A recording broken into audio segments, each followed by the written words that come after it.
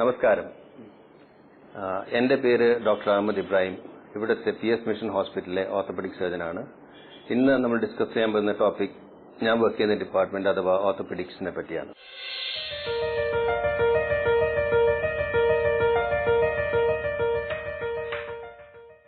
ഞങ്ങൾ ഈ ഡിപ്പാർട്ട്മെന്റിൽ കണ്ടുവരുന്ന പ്രശ്നങ്ങൾ ജനിച്ച് ഒരു പിഞ്ചു കുഞ്ഞു തൊട്ട് വാർദ്ധക്യം വരെയുള്ള പ്രശ്നങ്ങളാണ്. അപ്പോൾ ഒരു കുടുംബത്തിൽ ഒരു കുഞ്ഞ് ജനിക്കുന്നത് എല്ലാവർക്കും ഭയങ്കര സന്തോഷമുള്ള കാര്യമാണ്. പക്ഷെ ആ കുഞ്ഞിന്റെ പിന്നെ കയ്യോ കാലോ എന്തെങ്കിലും വളഞ്ഞോ തിരിഞ്ഞോ ഇരിക്കുന്നെന്ന് ഡോക്ടർ പറഞ്ഞു കഴിഞ്ഞാൽ അതേപോലെ ഭയങ്കര പേടിയും വിഷമമുള്ള കാര്യമാണ്. അത് ഫസ്റ്റ് ആദ്യമായിട്ട് ഞങ്ങൾ സംസാരിക്കാൻ പോകുന്നത് ആ ഒരു ജനിച്ചു കഴിഞ്ഞിട്ട് കോമൺ ആയിട്ട് നമ്മൾ പിന്നെ കാണുന്ന ഒരു പ്രശ്നമുണ്ട്. എല്ലാവർക്കും അല്ല, പക്ഷെ എന്നാലും അത്യാവശ്യം കോമൺ ആയിട്ട് കാണുന്ന ക്ലബ് ഫുട്ട് എന്ന് പറഞ്ഞൊരു അസുഖമാണ്.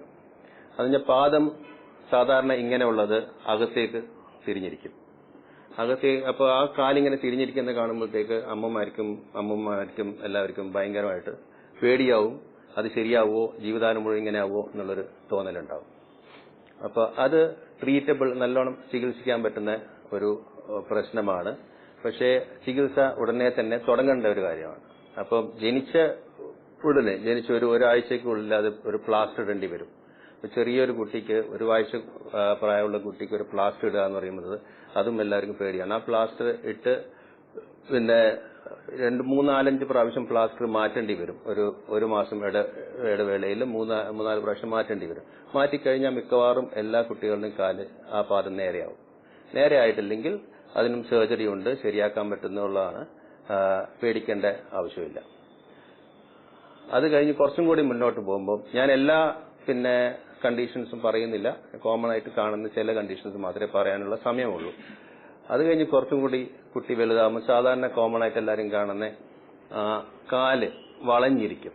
പാദം മാത്രമല്ല, മൊത്തമായിട്ട് കാല് ഇങ്ങനെ വളഞ്ഞിരിക്കും ശരിക്കും. അപ്പൊ എന്റെ OP-യിലേക്ക് സ്ഥിരം വന്ന് പറയും, ഒരു കാല് വളഞ്ഞിരിക്കും, അത് ശരിയാവുമോ? അപ്പൊ സാധാരണ ഒരു 4 വയസ്സ് വരെ ഇത് ഓട്ടോമാറ്റിക്കലി അത് ശരിയാവും. ഒന്നും ചെയ്യാതെ തന്നെ ശരിയാവും. കാല് 4 വയസ്സ് കഴിഞ്ഞിട്ട് ശരിയായില്ലെങ്കിൽ പിന്നെ എന്തെങ്കിലും ട്രീറ്റ്മെന്റ് അതിന് ചെയ്യേണ്ടി വരും. പക്ഷെ ഡോക്ടറെ സമീപിക്കണം, കാരണം പല കാരണങ്ങളാൽ ഇത് വളയാൻ സാധ്യതയുണ്ട്. പിന്നെ ശരിയാവുന്ന വളവുമുണ്ട്. മിക്കവാറും എല്ലാവരും ഫിസിയോളജിക്കൽ ബോയിങ് എന്നാ പറയുന്നത്. ഫിസിയോളജിക്കൽ എന്ന് പറഞ്ഞു കഴിഞ്ഞാൽ നോർമൽ ആയിട്ടുള്ള ഒരു ബോയിങ് ആണ്. ബോയിങ് എന്ന് പറഞ്ഞാൽ വളഞ്ഞിരിക്കുക. അത് നേരെ ഒരു 4 വയസ്സാകുമ്പോഴത്തേക്ക് ഓട്ടോമാറ്റിക്കലി കറക്റ്റഡ് ആവും. പിന്നെ കുറച്ചും കൂടി നമുക്ക് മുന്നോട്ടേക്ക് പോയി കഴിഞ്ഞ് കുട്ടികൾ ഓടി ചാടി കളിക്കാൻ തുടങ്ങും. വളരെ കോമൺ ആയിട്ട് കാണുന്ന 2 ഫ്രാക്ചേഴ്സ്. ഒന്ന് ഇവിടുത്തെ കോളർ ബോൺ അഥവാ ക്ലാവിക്കിൾ ഫ്രാക്ചർ ആണ്. അത് ചെറിയ കുട്ടികൾക്ക് വീണ് കഴിഞ്ഞ് ഫ്രാക്ചർ ആയി കഴിഞ്ഞാൽ ഒരു പ്രശ്നം ഉണ്ടാക്കില്ല. ഡോക്ടറെ കാണണം, ചെറിയൊരു സ്ട്രാപ്പ് ഇടണം, അത് കഴിഞ്ഞാൽ അത് ശരിയായിക്കോളും. വേറെ കോമൺ ആയിട്ട് കാണുന്ന ഒരു ഫ്രാക്ചർ ആണ് ഇവിടുത്തെ എൽബോയിലെ ഫ്രാക്ചർ. എൽബോയിലൊക്കെ ഫ്രാക്ചർ കോമൺ ആയിട്ട് സൂപ്രാ കോണ്ടെല്ലാർ എന്ന് പറയും. ആ ഫ്രാക്ചർ പ്രോപ്പറായിട്ട് ശരിയായിട്ട് ചികിത്സിച്ചില്ലെങ്കിൽ കുട്ടി വളരുമ്പം കൈ ഇങ്ങനെയോ വളഞ്ഞിരിക്കും. ഇത് വളയാൻ കാരണം ആ ഫ്രാക്ചർ കറക്റ്റ് പൊസിഷനിലല്ല അത് കൂടിച്ചേരുന്നത്. അപ്പൊ അത് നിർബന്ധമായും കറക്റ്റ് ചെയ്തിരിക്കണം. അത് മിക്കവാറും അനസ്തീഷ്യ കൊടുത്തിട്ടായിരിക്കണം കറക്റ്റ് ചെയ്യുന്നത്. കാരണം കുട്ടിക്ക് നല്ല വേദന ഉണ്ടാവും. അഥവാ കറക്റ്റ് ചെയ്തില്ല ചില സമയം ചെറിയ കമ്പി വരെ ഇടേണ്ടി വരും. ഒരു കാര്യം ശ്രദ്ധിക്കേണ്ട എന്താണെന്ന് വെച്ച് കഴിഞ്ഞാൽ, ഈ വീണ് കഴിഞ്ഞിട്ട് അവിടെ നീര് വന്നാൽ എല്ലാവരുടെയും ജനറൽ ടെൻഡൻസി എന്താണെന്ന് വെച്ച് കഴിഞ്ഞാൽ അവിടെ തിരുമ്മ, ചൂട് പിടിക്കുക. അത് ഒരിക്കലും ചെയ്യരുത്. അവിടെ ഐസ് വെക്കുകയാണെങ്കിൽ ഐസ് വെക്കുക, ചെറുതായിട്ടൊരു സ്പ്ലിന്റ് വെച്ച് അത് അനക്കാതെ വെക്കുക, എന്നിട്ട് ഡോക്ടറെ സമീപിക്കുക. ഇതിന് എൽബോ ഫ്രാക്ചേഴ്സ് കുട്ടികളിൽ വളരെയധികം സൂക്ഷിക്കേണ്ട ഒരു കാര്യമാണ്. കാരണം അത് അവരെ ഭാവിയിൽ നല്ലോണം ബാധിക്കും. ഇനി കുറച്ചും കൂടെ മുന്നോട്ട് പോകാം.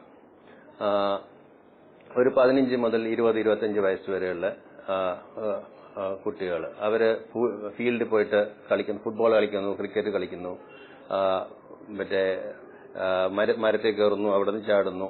അപ്പം വീഴുമ്പോഴത്തേക്ക് ഉള്ള ഫ്രാക്ചേഴ്സ് മാത്രമല്ല, മെയിനായിട്ട് ഞാൻ പറയുന്ന ലിഗമെന്റ് ഇഞ്ചറീസിനെ പറ്റി.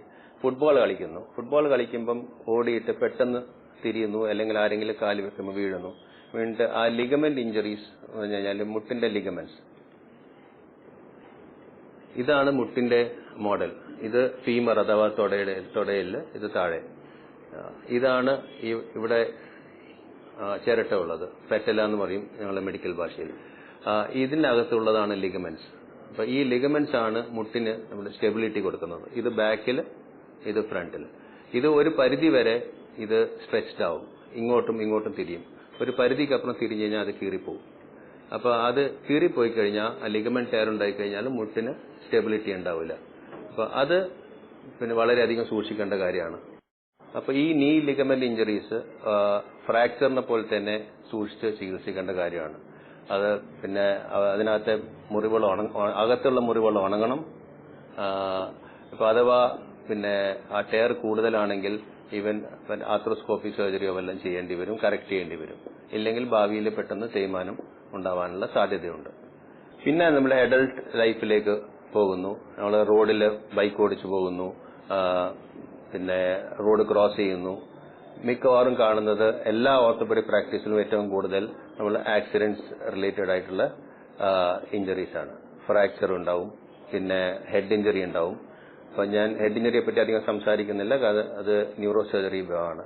ഇപ്പൊ ഫ്രാക്ചേഴ്സ് പിന്നെ എങ്ങനെയാണ് ട്രീറ്റ് ചെയ്യേണ്ടത്? അത് ചികിത്സിക്കുന്നതിന് മുമ്പേ ഒരു പേഷ്യന്റ് ഒരു റോഡിൽ വീണ് കിടക്കുമ്പോൾ അവരെ എങ്ങനെ ആശുപത്രിയിൽ എത്തിക്കാം? ഇപ്പം സാധാരണ എല്ലാവരും പോയി തൂക്കിയെടുത്ത് ഒരു വണ്ടിയിൽ ഒരു ചെറിയ കാറിലെങ്ങാനും മടക്കി ആണ് പിന്നെ ആശുപത്രിയിലേക്ക് കൊണ്ടുവന്നത്. നമ്മൾ ചെയ്യേണ്ടതെന്ന് വെച്ച് കഴിഞ്ഞാൽ അവർ കഴിയുന്നതും അവരുടെ അവരുടെ നട്ടിൽ ബെൻഡ് ചെയ്യാതെ സ്ട്രെയിറ്റ് ആയിട്ട് അവരെ പിടിച്ച്, അതായത് ഉള്ള ഇഞ്ചറീസ് അധികമാക്കാതെ സൂക്ഷിച്ച് വേണം കൊണ്ടുപോകാൻ. പിന്നെ ആക്സിഡൻസിനെ പറ്റി പറയുകയാണെങ്കിൽ അതിന്റെ പ്രിവെൻഷനാണ് ഏറ്റവും നല്ലത്. കാരണം നമുക്ക് പ്രിവെന്റ് ചെയ്യാൻ പറ്റുന്ന പല ആക്സിഡന്റ്സും ഉണ്ട്. ചിലത് നമുക്ക് പിന്നെ ഒഴിവാക്കാൻ പറ്റില്ല, വേറെ വണ്ടി വന്ന് നമ്മൾ ഇടിച്ച് കഴിഞ്ഞാൽ നമുക്കൊന്നും ചെയ്യാൻ പറ്റില്ല. പക്ഷെ നമ്മുടെ സൈഡിൽ നിന്ന് മാക്സിമം സൂക്ഷിച്ച് ചെയ്യേണ്ട കാര്യം എന്താണെന്ന് വെച്ച് കഴിഞ്ഞാൽ, ഞങ്ങൾ ഓർത്തോപെഡിക് പ്രാക്ടീസ് കാണുന്നത് ഒരു നിമിഷം കൊണ്ട് ഒരു ഫാമിലിയുടെ ലൈഫ് തന്നെ മാറാം.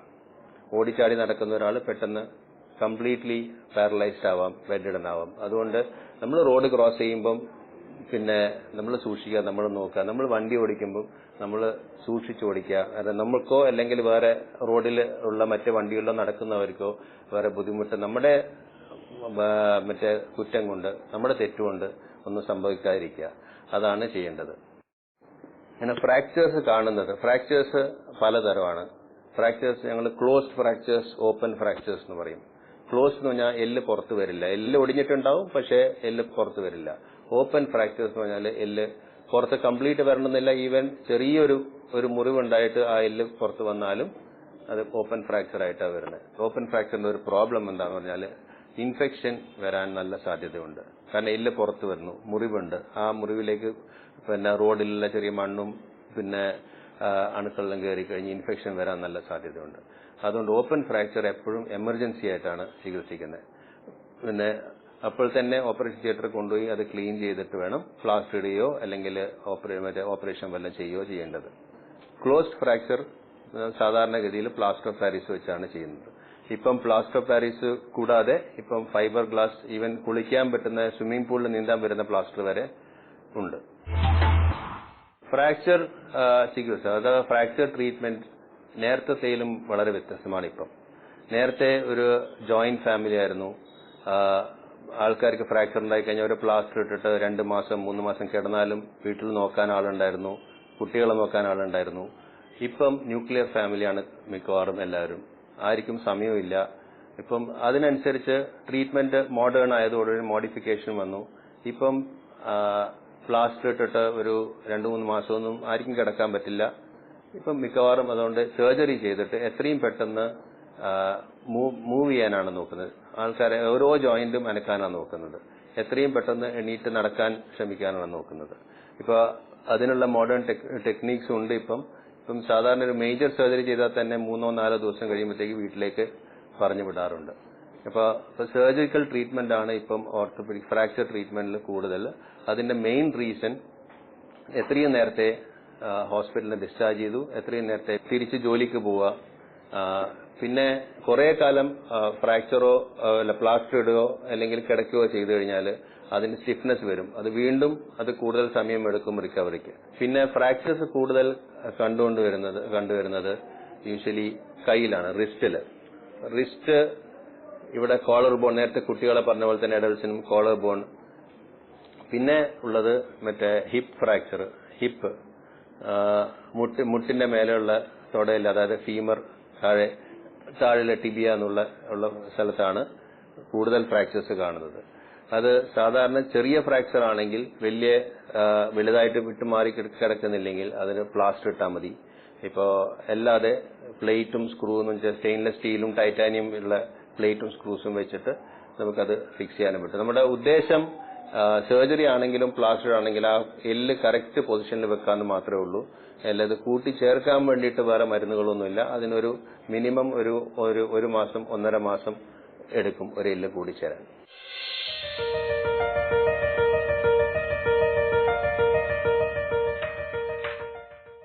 ഒരു 30 വയസ്സ് കഴിഞ്ഞാൽ എനിക്ക് തോന്നുന്നു 10ൽ ഒരു 8-9 പേർക്കെങ്കിലും നടുവേദന എപ്പോഴെങ്കിലും ഒരു സിവിയർ ബാക്ക് പെയിൻ ഉണ്ടായിട്ടുണ്ടെന്നാണ് സ്റ്റാറ്റിസ്റ്റിക്സ് പറയുന്നത്. അപ്പൊ നടുവേദന എന്തുകൊണ്ടാണ് വരുന്നത്? നമ്മൾ 4 കാലുള്ള ജീവി തൊട്ട് എവല്യൂഷൻ വഴി 2 കാലിൽ നിന്ന് ആ സ്ട്രെയിറ്റ് ആയിട്ട് ആ സ്പൈൻ നമ്മുടെ ഫുൾ ബോഡി സപ്പോർട്ട് ചെയ്യേണ്ട ആ സ്പൈനിന്റെ അവിടെയാണ് ഈ നീരും വേദനയും വരുന്നത്. അപ്പൊ നടുവേദന വരുന്നത് ചെറിയ കുട്ടികൾ വരെ 14-15 വയസ്സ് വരെ നടുവേദന കാണാറുണ്ട്.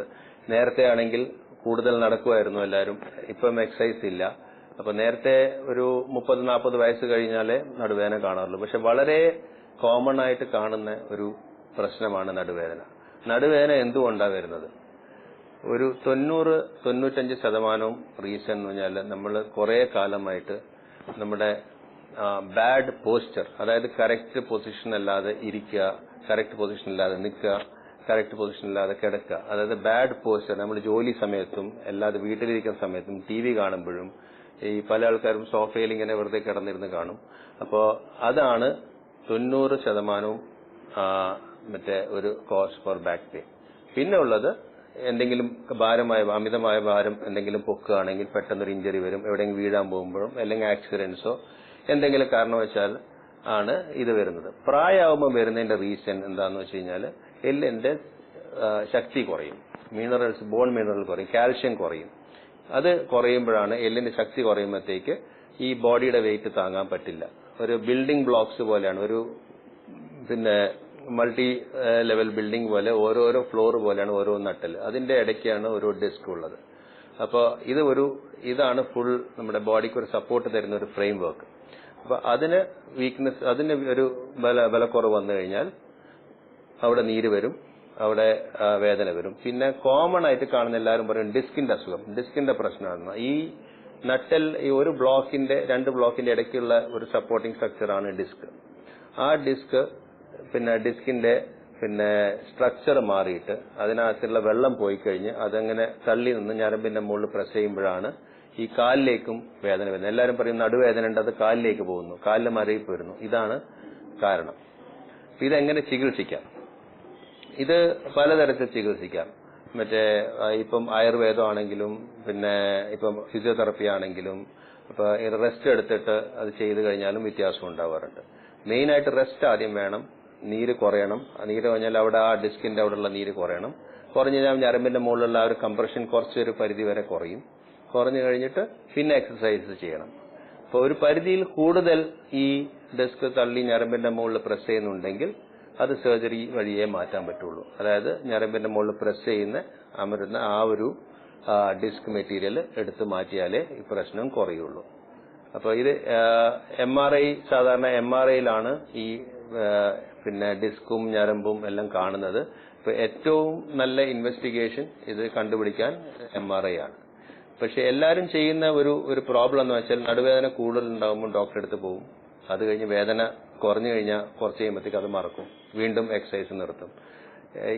ഇത് സ്ഥിരമായിട്ട് വരാതിരിക്കാൻ അല്ലെങ്കിൽ ഈ പ്രശ്നം കൂടാതിരിക്കാൻ ഒരേ ഒരു മാർഗ്ഗമേ ഉള്ളൂ. ഇത് എക്സസൈസ് പ്രോപ്പറായിട്ട് ഡോക്ടറും ഫിസിയോതെറപ്പിസ്റ്റും പറയുന്ന പോലെ ചെയ്യുക.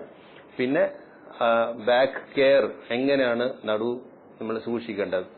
ഞാൻ ഇവിടെ എന്റെ നടു ഇവിടെ ചേർന്ന് കസേരയിൽ ഇങ്ങനെ ചേർന്നാണ് ഇരിക്കുന്നത്. ഇവിടെ കാല് റെസ്റ്റ് ചെയ്തിട്ടുണ്ട് താഴെ, എന്റെ കൈ ഇവിടെ റെസ്റ്റ് ചെയ്തിട്ടുണ്ട്. അപ്പൊ ഇങ്ങനെ ഇരിക്കുമ്പോഴത്തേക്ക് എന്റെ നടുവിന് വലിയ സ്ട്രെയിൻ ഇല്ല. നേരെ മറിച്ച് ഞാനിപ്പം ഇങ്ങനെയാണ് ഇരിക്കുന്നെങ്കിൽ അത് നടുവിന് സ്ട്രെയിൻ ഉണ്ട്. അപ്പൊ ഞാനിപ്പോ ഇങ്ങനെ വെച്ച് എന്തെങ്കിലും എഴുതി കഴിഞ്ഞാൽ അത് നടുവിന് സ്ട്രെയിൻ ഉണ്ട്. അപ്പൊ കറക്റ്റ് ആയിട്ട് നമ്മൾ ഇരിക്കുമ്പോൾ നമ്മൾ എന്ത് ചെയ്യുമ്പോഴും, എസ്പെഷ്യലി കമ്പ്യൂട്ടറിന് മുമ്പിൽ ഇപ്പോൾ ഒരുവിധം എല്ലാ ആൾക്കാരും ഇരിക്കുന്നുണ്ട്, IT പ്രൊഫഷണൽസ് ഫുൾ ടൈം ഇരിക്കുന്നുണ്ട്. അപ്പൊ അവരിയ്ക്കുമ്പം ആ കറക്റ്റ് പൊസിഷൻ, കറക്റ്റ് ആയിട്ട് കയറിയിരിക്കുക, കറക്റ്റ് ആയിട്ട് കൈ ഇങ്ങനെ വെക്കുക, കറക്റ്റ് ആയിട്ട് നടു ചേർന്നിരിക്കുക. അപ്പൊ അതാണ് കറക്റ്റ് പോസ്റ്റർ എന്ന് പറയുന്നത്. അതാണ് ബാഡ് പോസ്റ്റർ ആണ് മെയിൻ കാരണം ഈ നടുവേദനയ്ക്ക്. അത് ഒഴിവാക്കിയാൽ തന്നെ പകുതി പ്രശ്നവും കുറയും. നമുക്കിനി കുറച്ചും കൂടെ മുന്നോട്ട് പോവാം, വാർദ്ധക്യത്തിലേക്ക്. പ്രായം കൂടുമ്പോൾ എല്ലാവരും പറയും അവിടെ മുട്ടുവേദന, നടുവേദന കൂടും, പിന്നെ കാലിന് നീര് വരും. ഇതെല്ലാം യൂഷ്വൽ പ്രശ്നം. ഞാൻ മെയിൻലി മുട്ടുവേദനയും മുട്ടിന്റെ തേയ്മാനത്തിലേക്ക് കിടക്കാം. അപ്പോൾ ഞാൻ നേരത്തെ ഇത് കാണിച്ച പോലെ ഇതാണ് മുട്ടിന്റെ മോഡൽ. ഇതിനകത്ത് ഈ കാണുന്ന ബ്ലൂ കളറാണ് കാർട്ടിലേജ്. ഇത് നോർമലി സാധാരണ ഇത് വളരെ സ്മൂത്ത് ആയിട്ട് ഉണ്ടാവുന്നതാണ്. പ്രായം കൂടുന്തോറും ഈ കാർട്ടിലേജിന്റെ ആ സ്മൂത്ത്നെസ് കുറയും. ഈ മുട്ടിനകത്ത് ഒരു വെള്ളമുണ്ട്, സൈനോവിയൽ ഫ്ലൂയിഡ് എന്ന് പറഞ്ഞിട്ട്. അപ്പൊ അത് കുറയും. എന്നിട്ട് ഇവിടെ ഇതിനകത്തുള്ള ചെറിയ ലിഗമെന്റ്സ് ഉണ്ട്. ഈ ലിഗമെന്റ്സ് മെല്ലെ മെല്ലെ അതിന്റെ തേയ്മാനം വന്ന് മെല്ലെ ഈ കാർട്ടിലേജിനെ മെല്ലെ ബാധിച്ച് അവസാനം ഇതുപോലെ തേഞ്ഞു പോകും. അമ്മമാര് 70 വയസ്സ് കഴിഞ്ഞാൽ അവര് നടക്കുന്നത്, സാധാരണ എല്ലാവരും നേരെ നടക്കുന്നത്, അവര് കുറച്ചിങ്ങനെ വളഞ്ഞ് നടക്കുന്നത് കാണാം. അത് ചില സമയം നടുവിന്റെ എല്ലിന്റെ ചെറുതായിട്ടൊരു വളവായിരിക്കാം, മിക്കവാറും മുട്ടിന്റെ വളവാണ്. അത് ഇങ്ങനെ തേഞ്ഞു പോയിട്ട് ഒരു സൈഡിൽ കൂടുതൽ തേഞ്ഞ് മറ്റേ സൈഡിൽ അപ്പൊ മുട്ട് വളയും.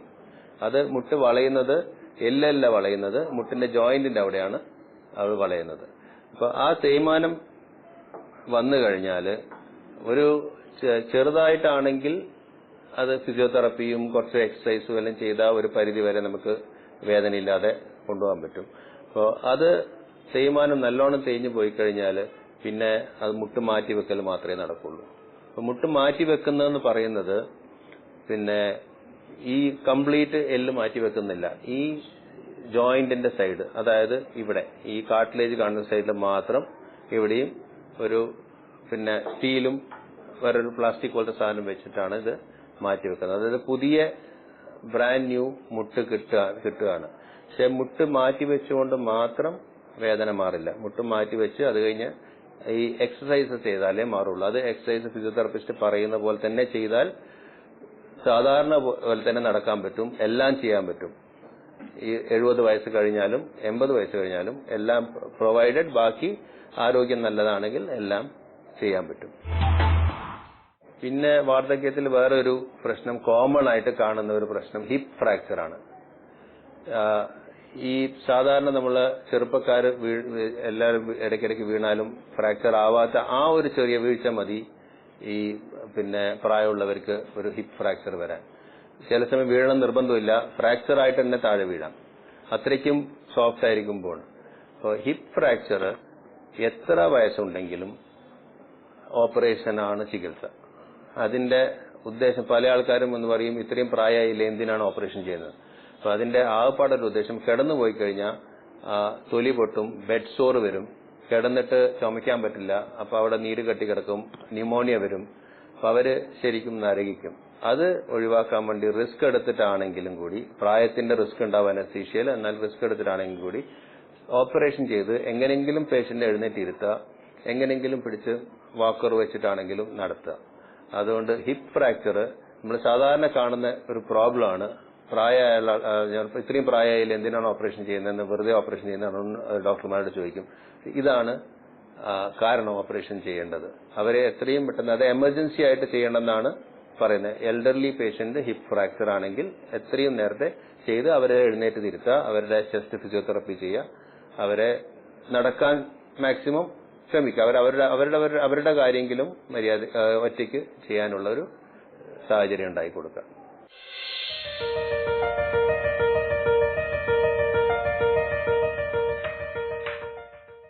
എന്തുകൊണ്ടാണ് ഈ എല്ലിന് ശക്തി കുറയുന്നത്? പ്രായം കൂടുമ്പോഴത്തേക്ക് നമ്മൾ കാണുന്ന ഒരു ഇതാണ് എല്ലിന് ശക്തി കുറയുന്നത്. 2 തരത്തിലാണ്. അതിന് ഓസ്റ്റിയോപോറോസിസ് എന്നാ പറയുന്നത്. എല്ലിന് കാൽഷ്യം ഇങ്ങനെ പുറത്തേക്ക് പോയിക്കൊണ്ടിരിക്കുക, ഓസ്റ്റിയോപോറോസിസ്. അത് പ്രായം വന്നാൽ, സിനൈൽ ഓസ്റ്റിയോപോറോസിസ്, പ്രായം നല്ലോണം കൂടിക്കഴിഞ്ഞാൽ പിന്നെ കാൽഷ്യം പോവും. പിന്നെ ഉള്ളത് പോസ്റ്റ് മെനോപോസ്, ലേഡീസിന് മെനോപോസ് കഴിഞ്ഞിട്ട് ആ ഹോർമോണൽ ചേഞ്ചസ് കാരണം. ഈ 2 കാരണങ്ങളാണ് എല്ലിന് ശക്തി കുറയുന്നത്. അത് തേയ്മാനമല്ല, എല്ലിന്റെ ആ ബേസിക് മിനറൽ ഡെൻസിറ്റി തന്നെ കുറയുന്നതാണ്. അതിന് കുറച്ച് കാൽഷ്യം സപ്ലിമെന്റേഷനും എല്ലാം കഴിച്ചു കഴിഞ്ഞാൽ, കുറച്ച് എക്സസൈസ് ചെയ്ത് കഴിഞ്ഞാൽ ശരിയായിക്കോട്ടെ. പിന്നെ ഇപ്പം കൂടുതൽ ഗവേഷണവും കൂടുതൽ മരുന്നുകളും എല്ലാം വരുന്നത് ഒരു വൈറ്റമിൻ ഡി റിലേറ്റഡ് പിന്നെ ഒരു റിസർച്ചിലൂടെയാണ്. അപ്പോൾ വൈറ്റമിൻ ഡി നമുക്ക് കോമൺ ആയിട്ട് ഏറ്റവും നാച്ചുറലായിട്ട് കിട്ടുന്ന സൂര്യപ്രകാശത്തിൽ നിന്നാണ്. അത് ഇപ്പം പല ആൾക്കാരും, ഇപ്പൊ കുട്ടികൾ നേരത്തെ എല്ലാം മറ്റേ പറമ്പിലും പിന്നെ ഗ്രൗണ്ടിലും കളിച്ചുകൊണ്ടിരുന്ന കുട്ടികൾ ഇപ്പം കമ്പ്യൂട്ടറിന് മുമ്പിൽ വീട്ടിനകത്ത്, പിന്നെ നമ്മളെ സാധാരണ നല്ല ഭക്ഷണത്തിന് തന്നെ നമുക്ക് ആവശ്യമുള്ള വൈറ്റമിൻ ഡിയും സാധാരണ വൈറ്റമിൻസും കിട്ടും. അപ്പം ഇപ്പോഴത്തെ ഫാസ്റ്റ് ഫുഡ് കൾച്ചർ വന്നതോടെ നല്ല ഭക്ഷണം കഴിക്കാതായി മക്കള്. അപ്പം അവര് പിന്നെ ഈ ഭക്ഷണം കഴിച്ചു കഴിഞ്ഞാൽ വീട്ടിൽ നിന്നുള്ള ഭക്ഷണം കഴിക്കില്ല. അപ്പം നല്ല ഭക്ഷണം കഴിച്ച് എക്സസൈസ് ചെയ്ത് കുറച്ച് പറമ്പിലും നമ്മുടെ ഗ്രൗണ്ടിൽ, ഇവിടെ പറമ്പൊന്നും ഇപ്പോഴും സിറ്റീസിന് ഉണ്ടാവില്ല, പക്ഷെ ഗ്രൗണ്ടിലെല്ലാം കളിച്ച് ഓടി നടന്നാൽ നോർമൽ എക്സസൈസ് ചെയ്യുക. പിന്നെ ഇഞ്ചറീസ്, എന്തെങ്കിലും പരിക്ക് പറ്റിക്കഴിഞ്ഞാൽ അപ്പൊ തന്നെ പിന്നെ തിരുമാതെ ഐസ് വെക്കുകയാണെങ്കിൽ അതാണ് ഏറ്റവും നല്ലത്. അപ്പൊ നീര് കുറയും. എന്നിട്ട് ഒരു ഡോക്ടറെ സമീപിച്ച് അതിൻ്റെതായ ട്രീറ്റ്മെന്റ് എടുക്കുക. അപ്പം പ്രായമായി കഴിഞ്ഞാൽ ഈ പറഞ്ഞ പോലെ വീണ്ടും ഞാൻ സ്ട്രെസ് ചെയ്ത് പറയുന്ന ഒരു കാരണം വെച്ചാൽ, പ്രായമായി കഴിഞ്ഞാൽ ഹിപ്പ് ഫ്രാക്ചർ ആണെങ്കിൽ അതിന്റെ ഒരു പിന്നെ ട്രീറ്റ്മെന്റ് ചെയ്യേണ്ട, എത്ര പ്രായമാണെങ്കിലും നമ്മുടെ സ്വന്തം പേരൻസ് അവരെ നരകിച്ച് കഴിയാതെ, അപ്പോൾ റിസ്ക് എടുത്തിട്ടാണെങ്കിലും അവരെ എങ്ങനെങ്കിലും എഴുന്നേറ്റ് നിർത്തുക, എങ്ങനെങ്കിലും നടക്കാനുള്ളൊരു ശ്രമം ഉണ്ടായി കൊടുക്കുക. അത് നമ്മൾ കൂടെ ഉണ്ടാവണം.